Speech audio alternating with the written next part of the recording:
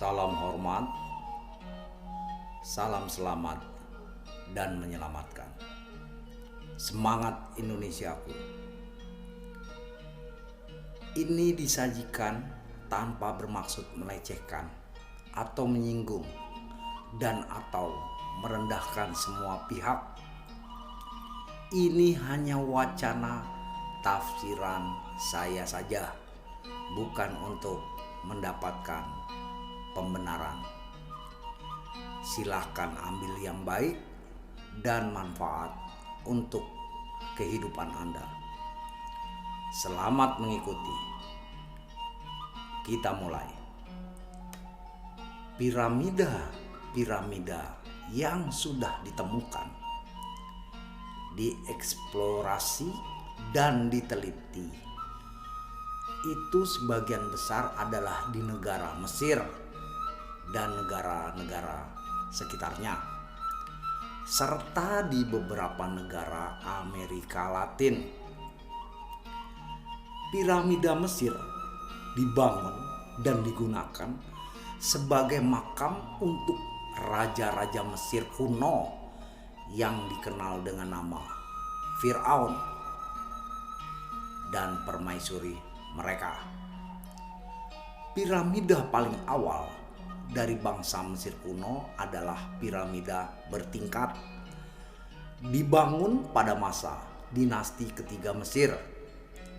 Arsitek Imhotep mendesain piramida bertingkat itu sebagai makam Firaun Djoser. Piramida tersebut dibangun pada abad ke-27 atau sekitar 2630 sebelum Masehi di nekropolis Saqqara yang merupakan piramida tertua. Piramida Mesir paling terkenal ditemukan di dataran tinggi di Giza, di pinggiran Kairo, Mesir, yaitu piramida agung Khufu yang merupakan piramida Mesir terbesar dan satu-satunya dari 7 keajaiban dunia kuno yang relatif masih utuh. Beberapa piramida yang ada di Giza termasuk di antara bangunan terbesar yang pernah dibangun. Di sana juga terdapat piramida Khafre dan piramida Menkaure yang merupakan 3 piramida besar yang berada di kompleks piramida Giza. Bandingkanlah dengan piramida Gunung Padang di Cianjur yang berusia lebih dari 13.000 tahun. Semua piramida Mesir adalah sebagai tempat pemakaman raja-raja dan keluarganya yang diawetkan berbentuk mumi. Sangat jauh berbeda fungsinya dengan piramida Gunung Padang, Cianjur. Keterangan piramida Gunung Padang ada pada video episode sebelumnya. Tahukah Anda bahwa orang-orang Mesir kuno belajar membuat piramida, mengawetkan mayat, dan mempergunakan bahan baku utamanya asal Nusantara atau bumi Parahyangan untuk mengawetkan mumi. Nah, kita napak tilas jejak Firaun dulu. Firaun atau Faroh era generasi ketiga dan keempat sekitar tahun 2800 tahun sebelum Masehi sudah datang ke bumi Parahyangan menemui Bani Kahyangan. Tujuannya mempelajari peradaban dan sosial masyarakat. Mereka datang dalam rombongan besar dari mulai raja atau utusan-utusannya, pasukan pengawal, cendekiawan, ahli-ahli pengobatan, dan masih banyak lagi. Mereka singgah pertama di Barus, Sumatera. Lalu ada yang diutus ke Kalimantan. Sementara rombongan inti terus melanjutkan ke Jawa, mulai dari timur sampai barat. Mereka mencatat daerah yang dilewatinya seperti keadaan alam, masyarakat, dan kebiasaan hidupnya. Hingga sampailah mereka pada Sanggar Acalapati atau piramida, tempat sesembahan Bani Kahyangan. Mereka pelajari dari bentuk bangunan, material bahan bangunan, teknik pembuatannya, dan cara bertuhannya. Mereka catat dengan rinci semuanya, hingga akhirnya mereka belajar spiritual metafisik, makrifat, dengan memasuki alam makrokosmos dan mikrokosmos. Bertahun-tahun menetap sampai begitu mereka paham dan mereka bisa mencapai pusaran Sang Hyang Tunggal. Maka mereka banyak sekali dapat ilmu yang manfaat untuk dunia dan manusia serta kehidupan di lingkungannya, seperti ilmu astronomi, tanah dan tumbuhan, pengobatan, bangunan, kesenian, dan sebagainya. Lalu mereka pulang dan sebagian kecil tinggal untuk terus belajar atau tinggal sampai akhir hayatnya. Nah, mereka yang pulang sudah merencanakan sesuatu yang besar untuk dilakukan di kampungnya. Mereka akan membangun Sanggar Acalapati atau piramida. Tetapi rencananya adalah sanggar tersebut nantinya untuk pemakaman raja-raja dan keluarganya serta kaum bangsawan yang diawetkan.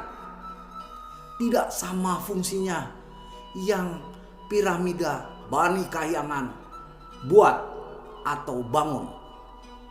Mereka mulai mengumpulkan bahan-bahannya karena cara pengawetannya mereka sudah tahu. Bahan-bahan utamanya adalah kapur barus, kemenyan, gambir, garam yang diekstrak dengan rempah-rempah juga dari bumi Kahyangan. Untuk peti matinya adalah kayu besi, kayu hitam, dan kayu jati. Pewanginya dari kayu gaharu dan kayu cendana. Semua adalah tanaman atau pohon yang hanya tumbuh di bumi Parahyangan atau Nusantara. Satu, kapur barus atau yang lebih kita kenal dengan nama kamper adalah bahan pengawet yang ditemukan pada mumi-mumi Raja Mesir kuno atau Firaun. Kapur barus itu berasal dari cairan getah yang disadap lalu dikeringkan, hasil ekstraksi pohon kamper dengan nama Latin Cinnamomum campora. Itulah sebabnya kapur barus juga dikenal sebagai kamper. Nama barus pada kapur barus berasal dari daerah Barus, Kabupaten Tapanuli, Tengah, Sumatera Utara. Kapur barus berasal dari cairan atau getah yang muncul pada kulit kayu pohon kamper atau bahasa Latinnya Cinnamomum campora. Letak kota Barus yang berada di tepi pantai barat Sumatera bagian utara ini membuat wilayah Barus dari sejak 5.000-an tahun yang lalu banyak dikunjungi saudagar-saudagar dari luar Nusantara. Satu kitab ilmu bumi karangan Ptolemeus filsafat Yunani yang berjudul Geographica Hypergesis tahun 160 Masehi yang menyebutkan bahwa jauh sebelum bangsa Eropa tiba, bangsa Cina atau pedagang-pedagang Cina, India, dan Arab telah memiliki hubungan dagang dengan pelabuhan Barus. 2. Kemenyan adalah pohon penghasil getah kemenyan. Pohon kemenyan merupakan salah satu pohon asli Indonesia. Tumbuhan ini tersebar alami di Pulau Sumatera, Jawa, dan Kalimantan. Kemenyan telah diperdagangkan di semenanjung Arab dan Afrika Utara selama lebih dari 5.000 tahun. Ditemukan sebuah mural atau lukisan di dinding gua-gua yang menggambarkan karung kemenyan diperdagangkan dari tanah pun menghiasi dinding kuil Mesir kuno Ratu Hatshepsut yang meninggal sekitar tahun 1458 sebelum Masehi. Kemenyan adalah salah satu ukupan yang disucikan atau haketoret, dijelaskan dalam kitab Ibrani dan kitab Talmud, digunakan dalam upacara ketoret. Kemenyan bagi orang Yahudi serta orang-orang Yunani dan Romawi juga disebut olibanum. Bahasa Arabnya al-luban. Ketiga, gambir. Gambir adalah tanaman yang hanya tumbuh di Kalimantan dan Sumatera. Gambir adalah ekstrak yang dicampur air panas dari daun dan ranting tanaman gambir yang diendapkan dan kemudian dicetak dan dikeringkan. Gambir digunakan sebagai bahan penyamak kulit dan bahan pewarna tekstil serta perekat kayu. Jadi, semua bahan-bahan itu dari bumi Parahyangan serta cara membangun piramid serta cara membuat mumi.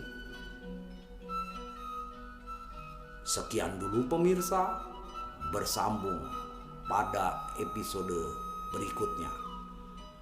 Mohon maaf lahir batin, salam hormat, salam selamat dan menyelamatkan. Semangat Indonesiaku.